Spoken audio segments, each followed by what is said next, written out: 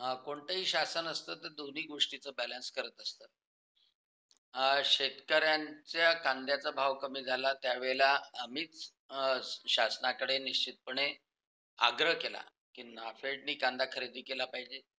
त्यासोबतच अ, शेतकऱ्यांना अनुदान सुद्धा मिळालं पाहिजे आणि महाराष्ट्र सरकारने अनुदानही दिलं, नाफेडनी खरेदी सुद्धा सुरू केली. आज ही परिस्थिती आहे, की सप्टेंबर-ऑक्टोबर महिन्यामध्ये कांदा राहणार नाही कारण की जुना जो कांदा होता, तो कांदा सडण्याच्या अवस्थेमध्ये आहे. त्याची टिकाऊ क्षमता नव्हती मागच्या वेळेला अवकाळी पाऊस आल्यामुळे आणि आता तिथे नाशिक परिसरामध्ये पाऊस न पडल्यामुळे नवीन कांद्याची लागवड झालेली नाही आणि त्यामुळं कांद्याचा भाव आजही ₹28 किलो आहे. ₹28 किलो ठोकमध्ये आहे. मार्केटमध्ये तो ₹40 ₹50 च्या वर जाईल.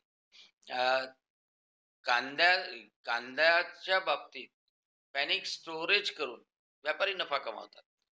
शेतकऱ्याजवळ तो राहत नाही.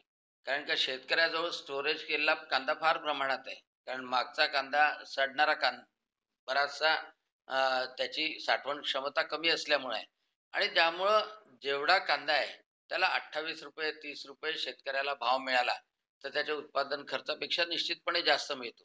परंतु जे व्यापारी वाढीव नफा देशात आणि देशाच्या बाहेर कमावण्याच्या मानसिकतेमध्ये आहे, त्यांना मात्र या निर्यात बंदीमुळं फटका बसणार आहे.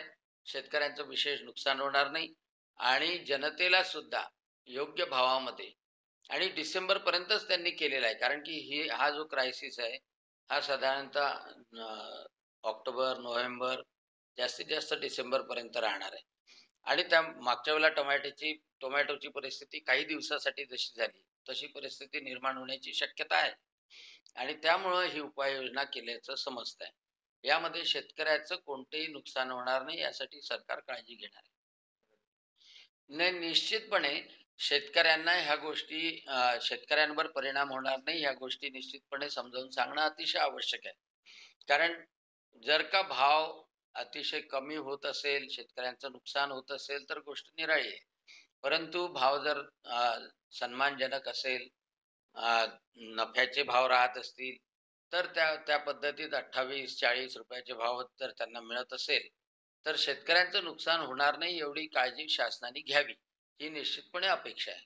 पण व्यापारी जर लूट करणार असेल, तर त्यावर नियंत्रण करणं आवश्यक आहे.